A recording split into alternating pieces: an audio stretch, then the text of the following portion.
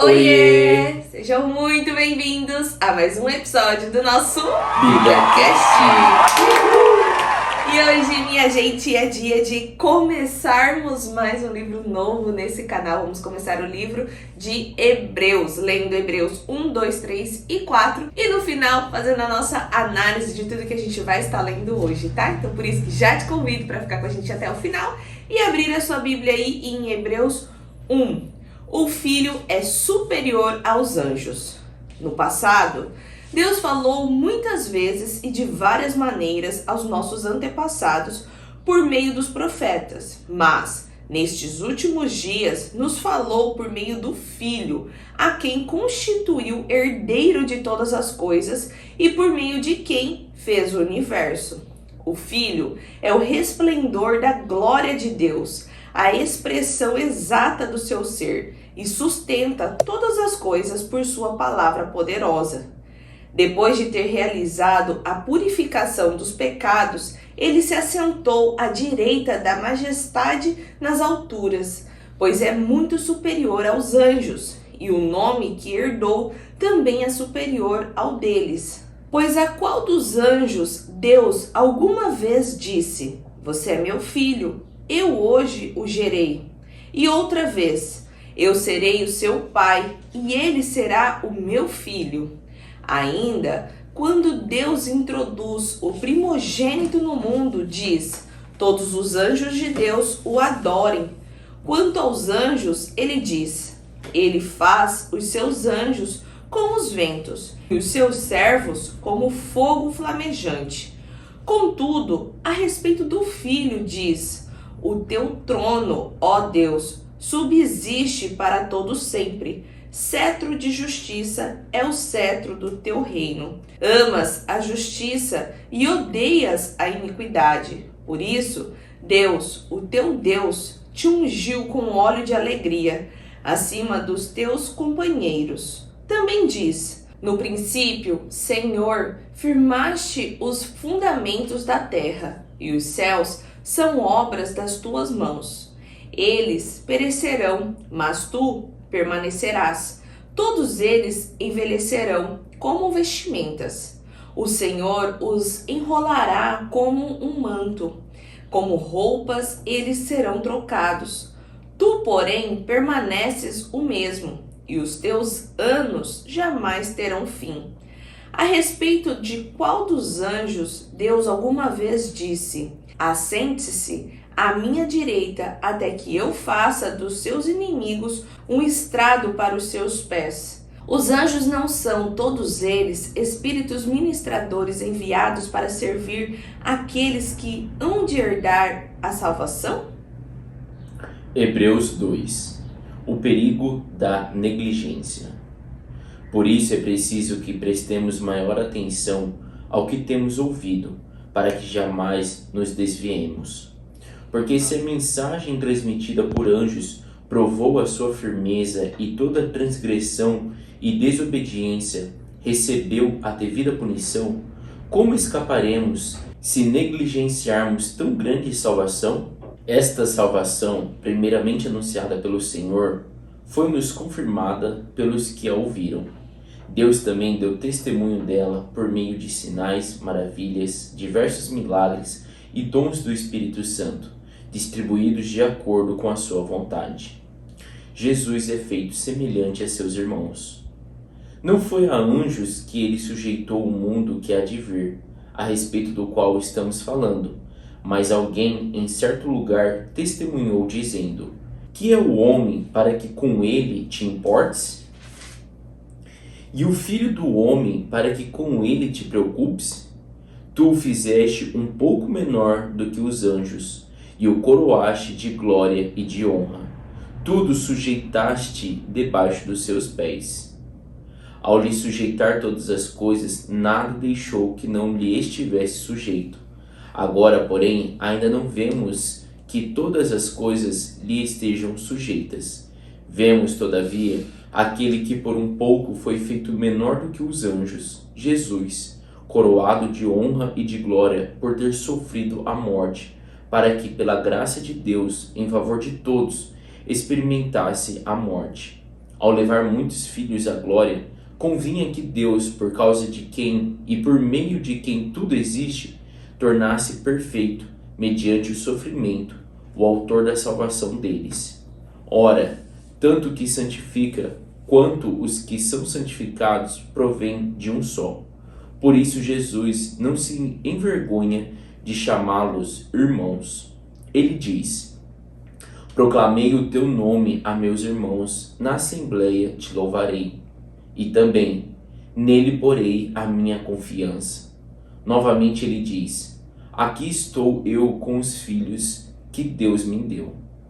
Portanto, visto que os filhos são pessoas de carne e sangue, ele também participou dessa condição humana para que por sua morte derrotasse aquele que tem o poder da morte, isto é, o diabo, e libertasse aqueles que durante toda a vida estiveram escravizados pelo medo da morte. Pois é claro que não é a anjos que ele ajuda, mas aos descendentes de Abraão. Por essa razão, era necessário que ele se tornasse semelhante a seus irmãos em todos os aspectos, para se tornar sumo sacerdote, misericordioso e fiel com relação a Deus, e fazer propiciação pelos pecados do povo. Porque, tendo em vista o que ele mesmo sofreu quando tentado, ele é capaz de socorrer aqueles que também estão sendo tentados. Hebreus 3. Jesus é superior a Moisés. Portanto, santos irmãos, participantes do chamado celestial, fixem os seus pensamentos em Jesus, o apóstolo e sumo sacerdote que confessamos. Ele foi fiel àquele que o havia constituído, assim como Moisés foi fiel em toda a casa de Deus. Jesus foi considerado digno de maior glória do que Moisés, da mesma forma que o construtor de uma casa tem mais honra do que a própria casa. Pois toda casa é edificada por alguém, mas Deus é aquele que edificou tudo. Moisés foi fiel como servo em toda a casa de Deus, para dar testemunho do que Deus diria no futuro, mas Cristo é fiel como filho sobre a casa de Deus. Essa casa somos nós, se é que nos apegamos firmemente à confiança e à esperança gloriosa. Advertência contra a incredulidade. Assim como diz o Espírito Santo, hoje, se vocês ouvirem a sua voz, não endureçam o coração de vocês, como na rebelião, durante o tempo da provação no deserto, onde os seus antepassados me tentaram, pondo-me à prova, apesar de terem visto o que eu fiz durante 40 anos.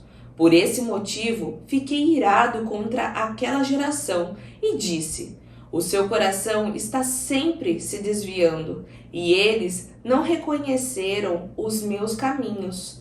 Por isso, jurei na minha ira, jamais entrarão no meu descanso. Cuidado, irmãos, para que nenhum de vocês tenha coração perverso e incrédulo, que se afaste do Deus vivo. Ao contrário, encorajem uns aos outros todos os dias, durante o tempo que se chama hoje, a fim de que nenhum de vocês seja endurecido pelo engano do pecado, pois temos sido participantes de Cristo, se nos apegarmos até o fim à confiança que tivemos no princípio. Por isso é que se diz: hoje, se vocês ouvirem a sua voz, não endureçam o coração de vocês, como na rebelião. Quem foram os que ouviram e se rebelaram? Não foram todos os que Moisés tirou do Egito? E contra quem Deus esteve irado durante 40 anos? Não foi contra aqueles que pecaram, cujos corpos caíram no deserto? E a quem jurou que nunca entrariam no descanso dele? Não foi aqueles que foram desobedientes? Vemos assim que não puderam entrar por causa da incredulidade. Hebreus 4. Um descanso sabático para o povo de Deus. Visto que nos foi deixada a promessa de entrarmos no descanso de Deus, que nenhum de vocês pense que falhou, pois as boas novas foram pregadas também a nós, tanto quanto a eles. Mas a mensagem que eles ouviram de nada lhes valeu, pois não foi acompanhada de fé por aqueles que a ouviram. Pois nós, os que cremos, é que entramos naquele descanso, conforme Deus disse: assim jurei a minha ira, jamais entrarão no meu descanso. Embora suas obras estivessem concluídas desde a criação do mundo, pois em certo lugar ele falou sobre o sétimo dia nessas palavras: no sétimo dia Deus descansou de toda obra que realizara. E de novo, na passagem citada há pouco diz: jamais entrarão no meu descanso. Portanto, resta entrarem alguns naquele descanso, e aqueles a quem anteriormente as boas novas foram pregadas não entraram por causa da desobediência. Por isso Deus estabelece outra vez um determinado dia, chamando-o hoje, ao declarar muito tempo depois, por meio de Davi, de acordo com o que fora dito antes: se hoje vocês ouvirem a sua voz, não endureçam o coração. Porque se Josué lhes tivesse dado descanso, Deus não teria falado posteriormente a respeito de outro dia. Assim, ainda resta um descanso sabático para o povo de Deus, pois todo aquele que entra no descanso de Deus também descansa das suas obras, como Deus descansou das suas. Portanto, esforcemo-nos por entrar nesse descanso, para que ninguém venha a cair, seguindo aquele exemplo de desobediência. Pois a palavra de Deus é viva e eficaz, e mais afiada que qualquer espada de 2 gumes. Ela penetra até o ponto de dividir alma e espírito, juntas e medulas, e julga os pensamentos e intenções do coração. Nada em toda a criação está oculto aos olhos de Deus. Tudo está descoberto e exposto diante dos olhos daquele a quem havemos de prestar contas. Jesus, o grande sumo sacerdote.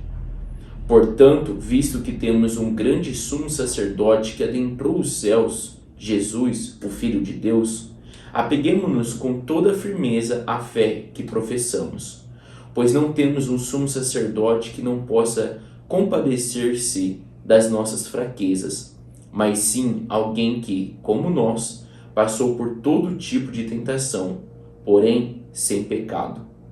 Assim, aproximemo-nos do trono da graça com toda a confiança, a fim de recebermos misericórdia e encontrarmos graça que nos ajude no momento da necessidade. E assim finalizamos a nossa leitura de hoje. E uma carta aí um pouco diferente do que a gente vinha lendo aí já, né? Desde da carta dos apóstolos, em Atos, as cartas de Paulo e Pedro, né? Exatamente. E essa carta, gente, é interessante da gente já observar o título dela, né? Que é Hebreus, né? Então os hebreus ali eram, né, a descendência de Abraão, né? Então, assim, essa carta é uma das cartas mais assim, interessantes, porque foi uma das cartas direcionadas à região ali próximo a Jerusalém, né? Não dá para dizer que foi direcionada para Jerusalém, porque essa carta acabou se espalhando por várias regiões, mas pelo título, né, já dá para a gente ter essa noção, e pelo contexto da carta em si, que ela foi direcionada para os hebreus em si, para os israelitas, para ali quem estava em Jerusalém, em volta de Jerusalém. Por isso que carrega até esse nome Hebreus, né? E ali, né, porque até vem, né, só contextualizando, que vem também da palavra hebraica, né, que era ali o aramaico, enfim, que é o povo ali realmente descendente ali descendente, eu falo descendente de sangue, né, de Abraão. E por isso que a gente vê no contexto dessa carta trazendo muito claro assim essa relação de Antigo Testamento com o Novo Testamento, mostrando que Jesus era maior do que os anjos, mostrando que Jesus era maior do que Moisés, falando aqui que Jesus é o grande sumo sacerdote, porque falar sobre sumo sacerdote com gentios não fazia sentido nenhum, porque eles nem sabiam o que era um sacerdote, o que era um sumo sacerdote, mas você falar com os hebreus, esses sim entendiam. Então essa é uma diferença muito significativa das demais cartas, né? Aqui no começo da carta, até no capítulo 1, a gente não consegue identificar quem que foi o autor, né? Antigamente acreditavam que foi Paulo também que escreveu, mas Paulo, né, depois outros estudiosos, tal, até depois da Reforma Protestante, acreditam que não faz muito sentido essa carta ter sido escrita por Paulo. Algumas palavras ali não combinam muito e nem muito as ideias, assim. E a gente tem que ter, né, em foco que Paulo ele era muito direcionado para os gentios, né? A missão dele era para os gentios. Então por isso que acreditam que essa carta não foi escrita por Paulo, mas é uma carta que ela tem um embasamento muito, né, rico aqui. Ela traz, né, também uma profundidade espiritual assim, e o contexto dela realmente é de levar para o povo ali de Israel, para o povo que estava em Jerusalém, sobre realmente quem Cristo era, para reforçar, né, sobre Jesus Cristo ali. Exatamente. E isso ele já vem firmando já em Hebreus 1, né? Como ele não tem um autor muito claro de quem é, mas uma definição muito assertiva aqui para quem é essa carta, né? Que é esses judeus que acreditavam muito que Jesus não era o Messias, que eram os judeus que perseguia ali o povo da seita, né, que muitos chamavam de seita, o povo do caminho, né? Então, quem acreditava em Jesus, a gente já até leu em alguns livros aqui, né? Quem acreditava em Jesus, esses judeus chamavam de o pessoal do caminho ou o povo da seita, porque eles não reconheciam Jesus como sendo o Messias, né? E isso a gente até comentou na época que estava ali na passagem de Jesus na terra, né? Falando como até mesmo Judas esperava que o Messias viria, né? Eles acreditavam que o Messias viria despojando um trono, sendo um rei, quebrando Roma, e Jesus veio totalmente ao contrário do que eles imaginavam. Então ali já nos mostra também como era mais ou menos o pensamento daqueles judeus, assim também como Saulo, né, que depois foi chamado de Paulo, como ele também pensava que o Messias viria. Então, dentro dessas duas figuras, né, que muitas pessoas já conhecem, que é Paulo e Judas, a gente consegue entender um pouco melhor como era o pensamento desses judeus. E ali depois, como Jesus não veio igual ao que eles imaginavam, eles não conseguiam reconhecer Jesus sendo o Messias, né? E aí essa carta vem muito direcionada para essas pessoas, né, que estavam muito firmadas no Antigo Testamento, sem reconhecer as boas novas, né, do Novo Testamento, mostrando que, cara, Jesus é o Filho, né? Então, por isso que esse título aqui, né, em Hebreus 1, fala sobre o Filho ser superior aos anjos, tá? Então, ele vem esclarecendo, né, sobre passagens bíblicas do Antigo Testamento. E é legal de ver porque ele embasa no Antigo Testamento porque era o que eles sabiam de cor. E isso também a gente comentou, né, em episódios anteriores, que o Alcorão, gente, ele era assim recitado para as crianças, elas sabiam de cor, sabe? Principalmente o homem, tá? A mulher, ela não tinha esse acesso, então eles tinham uma escola ali com os sumos sacerdotes e tudo, e eles iam recitando, tanto é que no próprio The Chosen ali, quando falam de alguns salmos, eles sabem recitar os salmos, sabe? Parece que era algo assim glorioso para eles, algo que mostrava assim, que nossa, você sabe, né?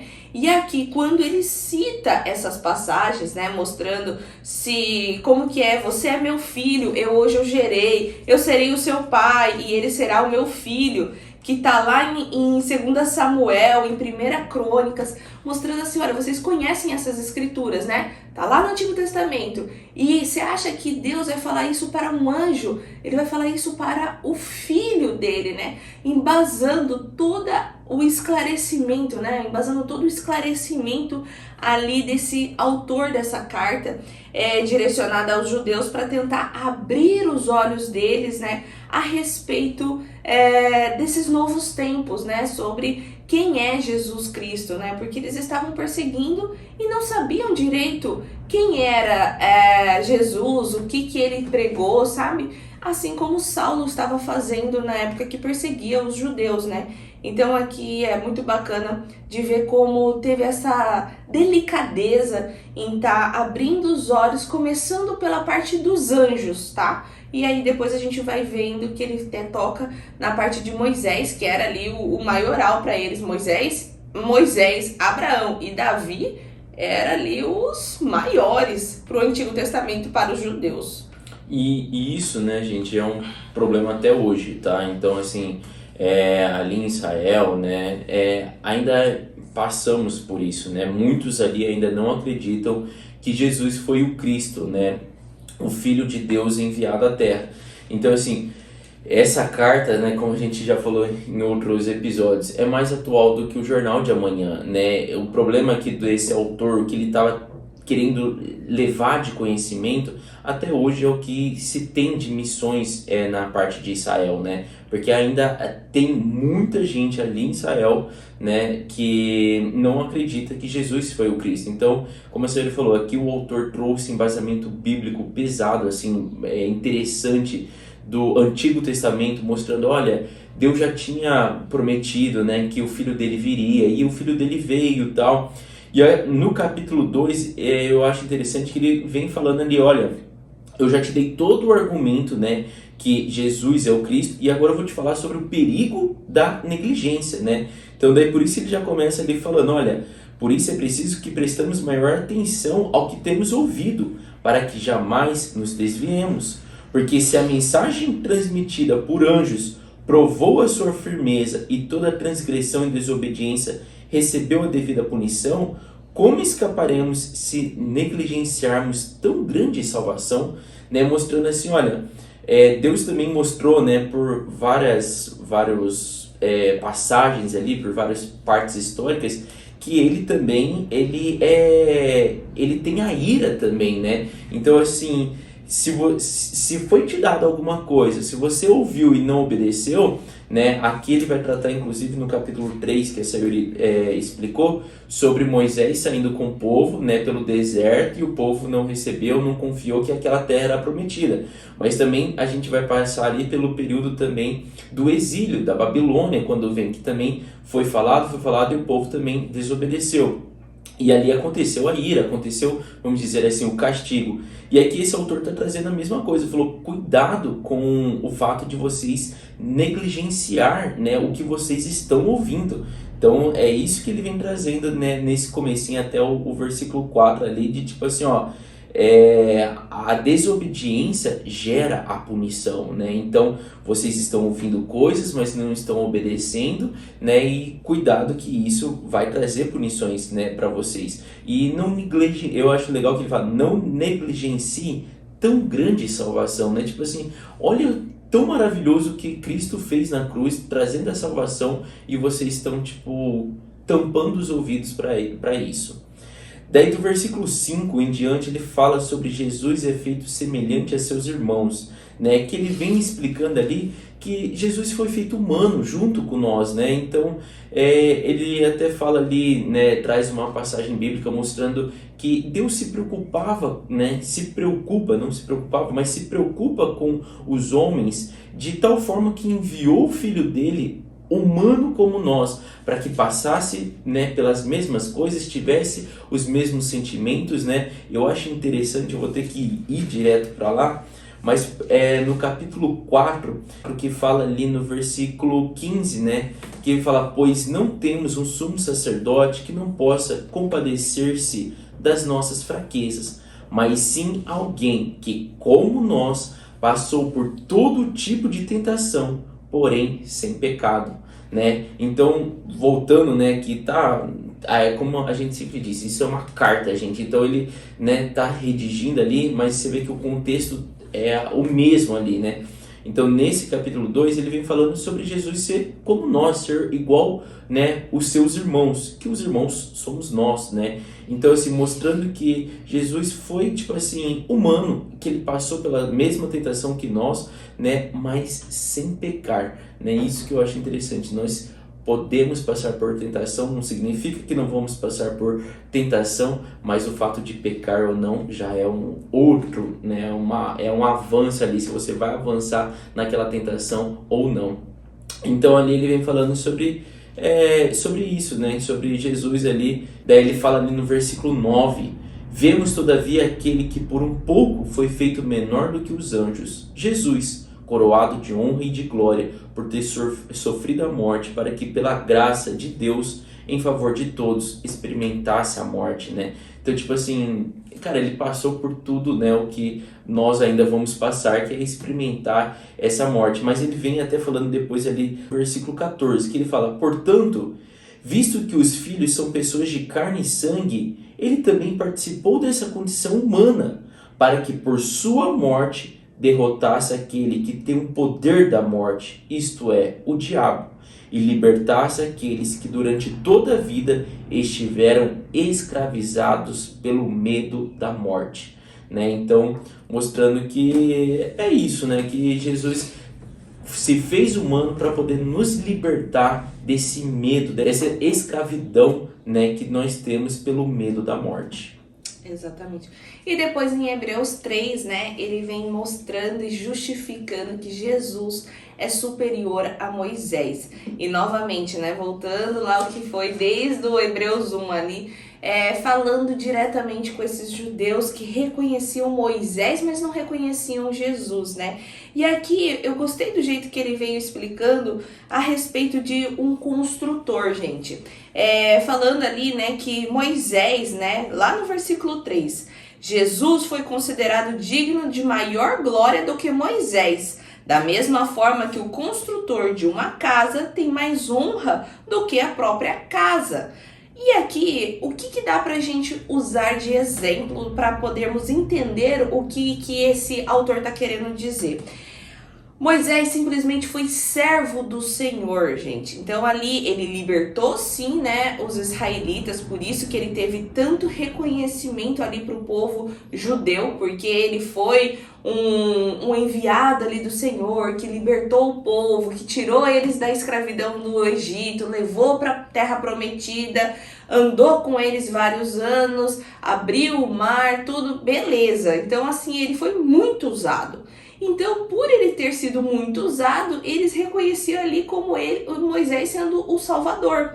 Só que aqui, esse autor, ele tá falando aqui, gente, tudo bem, Moisés foi usado, não tiramos essa honra de Moisés, ele foi realmente um servo muito fiel ao Senhor. Só que como se fosse uma casa, ele foi o pedreiro daquela casa. Quem era o chefe, vamos dizer assim, dono do terreno, dono do prédio todo, era Deus. Então, Deus estava ordenando para aquele servo que construísse a casa para o filho dele. Então seria assim, nossa, eu tenho um filho chegando, tem um terreno e eu achei um pedreiro muito bom, um construtor muito bom, e ele vai construir, beleza.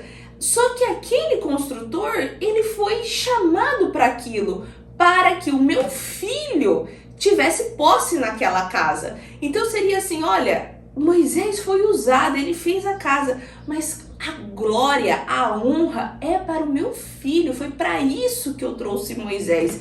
Então Moisés a todo momento ele veio para fazer o caminho para o Messias, né? Então é isso que ele está querendo falar aqui desde o versículo 1 até o versículo 6, mostrando essa superioridade do filho em cima do servo Moisés, tá? E depois ele vem do versículo 7 até o versículo 19, falando também sobre a incredulidade, né? A advertência contra a incredulidade, que vai muito também ligado com o que o Jason explicou no capítulo 2 de Hebreus. E aqui, né, nesse tópico, ele está usando muito a relação de como foi a saída lá do Egito até a Terra Prometida. Eles tinham uma promessa e havia um caminho longo a ser percorrido até chegarem naquela promessa. Só que existia um deserto, gente. Existia falta de comida, existia falta de água, tudo. E Moisés foi suprindo ali através de Deus, né? E ali eles foram para perto da terra prometida. Só que ali, quando eles chegaram, eles não creram que eles seriam capazes de tomar posse daquela terra que já estava habitada por gigantes, né? E ali, por eles não acreditarem, eles passaram um castigo ali no deserto e aumentou muitos anos até eles receberem a terra prometida. E até que todos morressem, né? Exatamente. Então, todos aqueles que negligenciaram ali, né, a promessa de Deus, então Deus falou, né, nenhum desses entrarão na terra prometida, mas seus filhos, né, herdarão essa terra. Por conta da incredulidade deles, né, isso aconteceu. E aqui ele tá falando, olha, se vocês não creem, né, vocês também não receberão a terra prometida, vocês não receberão o reino de Deus, né? E aqui, o que ele tá usando de relação com a terra lá, né, que era Canaã? É que a promessa é o filho, gente. Se vocês não conseguem crer no filho, eu não consigo te levar para o reino dos céus. Se você não conseguiu crer que você vai tomar posse da tua terra ali que eu tô prometendo, você não vai entrar na terra prometida, você vai morrer aqui, vagando, vamos dizer assim, sabe? Então ele tá mostrando, olha, do mesmo jeito que Deus não deixou essas pessoas que não creram nele, que seria capaz de entrar naquela terra prometida, vocês também que não creem no Filho, em Jesus, vocês não vão receber o reino de Deus. Então é assim, não interessa se você acredita, vamos dizer, em Deus, se você não acredita na promessa. Então não tem como você crer em Deus e não acreditar no Filho dele. Então existe essa relação para o reino dos céus, sabe?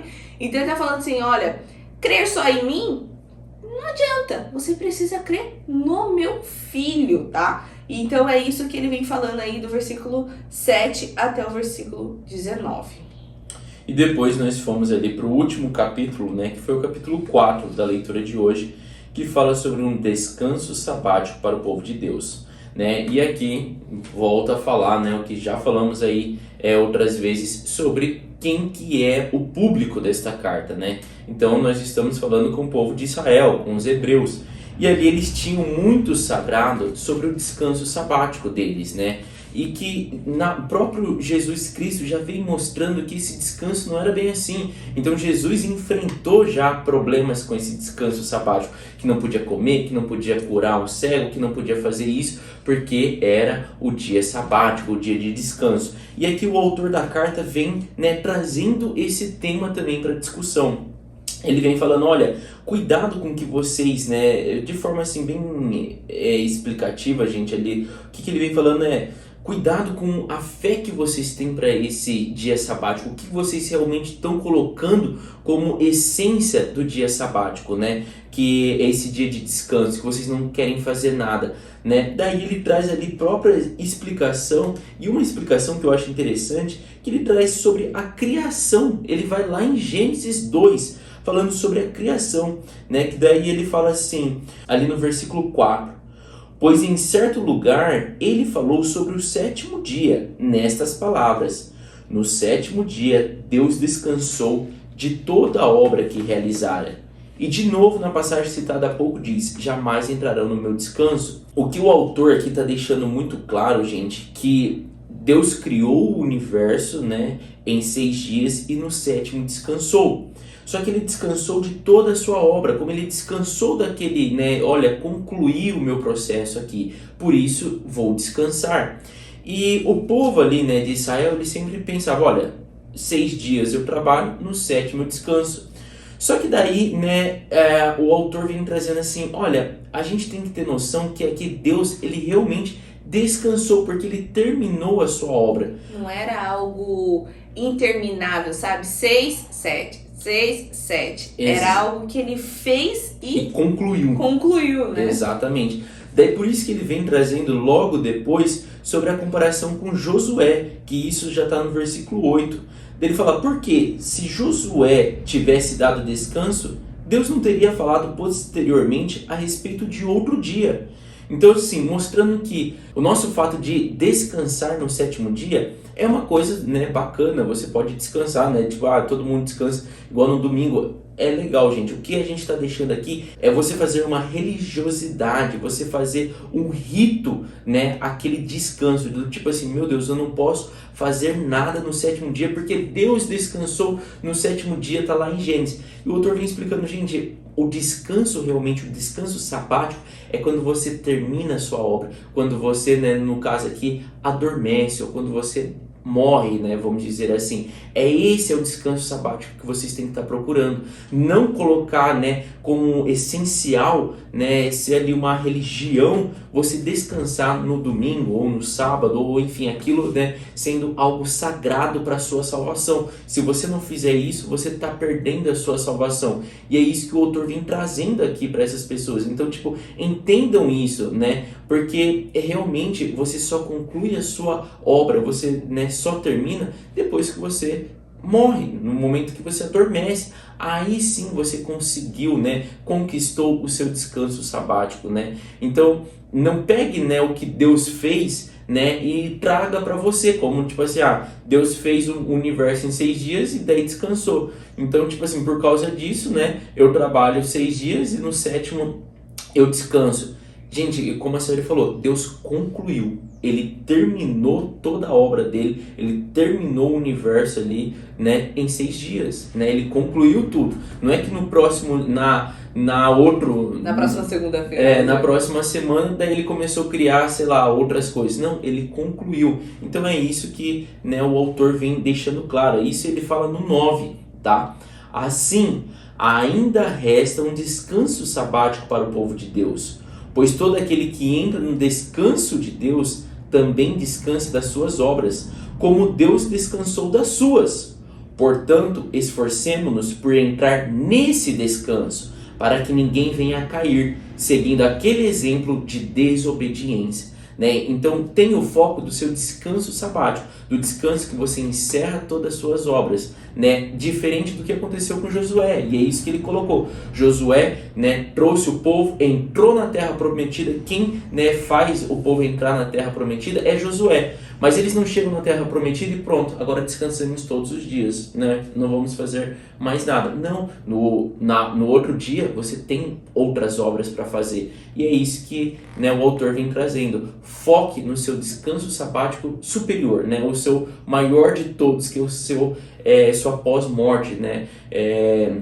Após você ali adormecer e entregar, falar assim, olha, né, o que Paulo depois vai falar, que a gente vai ler também, combati o bom combate, né, fiz tudo que eu deveria e agora vou para o meu descanso, né? Paulo fala isso, né? Então é esse descanso aqui que o autor está deixando bem claro. Busque, né, foque nesse descanso. Porque as pessoas, né, como Jesus Cristo vivenciou e deixou como testemunha ali pra gente nos evangelhos, que ele enfrentava problemas de que ele não podia gerar salvação, não podia gerar cura, não podia, né, nem colher trigo para se alimentar, porque era o dia sabático, não podia fazer nada, né? Então aqui está trazendo, né, essa mudança de pensamento, né? E por último ali ele vai falando sobre Jesus, o grande sumo sacerdote, né? Que é muito bacana, gente, são versículos curtos ali. Ali ele coloca assim, tenham em mente que Jesus é o grande sumo sacerdote que adentrou os céus. Apeguemo-nos com toda a firmeza à fé que professamos. Então assim, até no 15 ele fala, pois não temos um sumo sacerdote que não possa compadecer-se das nossas fraquezas. Porque Jesus Cristo passou por todo tipo de tentação, porém sem pecado.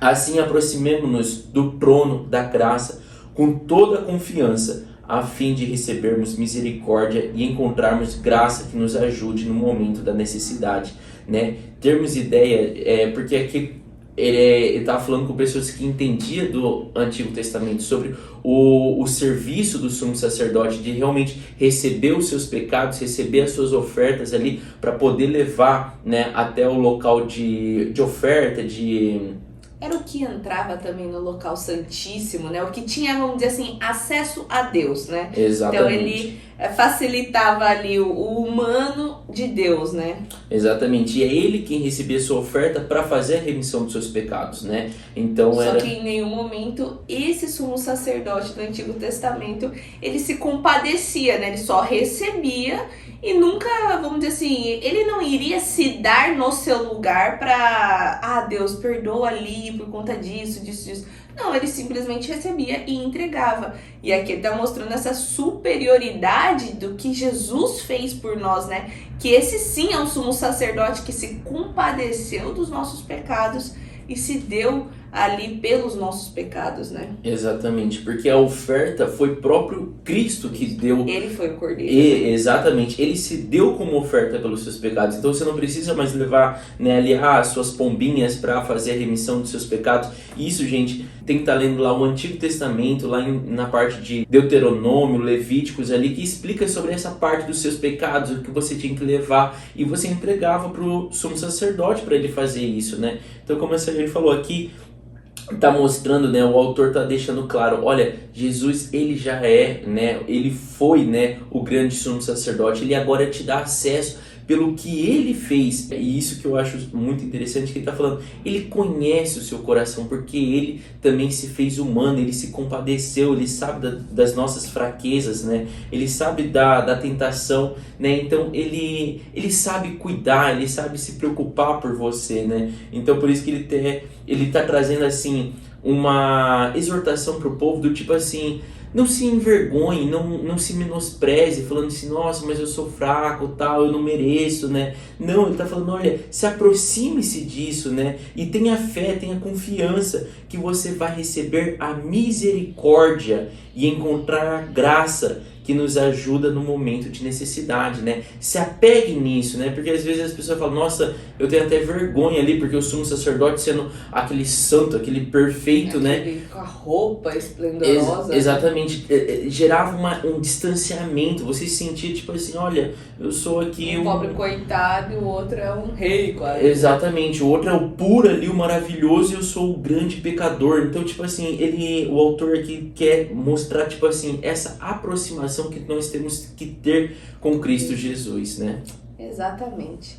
E acho que é isso que temos para compartilhar com vocês. Esse livro de Hebreus é totalmente diferente, gente, do que a gente vinha lendo antes, então acho muito bacana também para que nós entendamos como era o pensamento do Antigo Testamento, né? E como também fazer essa ligação para entendermos quem é Jesus também, né? Qual é a missão, o que falavam ali no Antigo Testamento a respeito de Jesus e por que os hebreus, né, não entendiam que Jesus era o Messias. Então, eu acho muito, muito válido a leitura desse livro, o aprofundamento nesse livro, para que a gente também entenda como é o posicionamento das outras pessoas lá em Israel e tudo mais, que ainda existe, né, as pessoas que não acreditam que Jesus é o Messias. Tá bom? Mas no próximo episódio continuamos a nossa leitura aí lendo Hebreus 5 a 8. Então já te convido para poder estar curtindo esse vídeo, se inscrevendo no nosso canal e ativando o seu sininho para estar conosco nos próximos episódios. Beijo, tchau! Oiê! Parabéns! Você concluiu mais um episódio do nosso Bíblia Cast. Aqui do lado eu já deixei o quê? O nosso canal para você estar se inscrevendo e aqui abaixo o sininho para você já deixar ativado e ser notificado sempre quando a gente lançar o próximo episódio. E o próximo episódio já está aqui também para você estar assistindo e crescendo cada vez mais espiritualmente, viu? Então vai lá, já clica aqui e já assista o próximo episódio. Nos vemos! Tchau!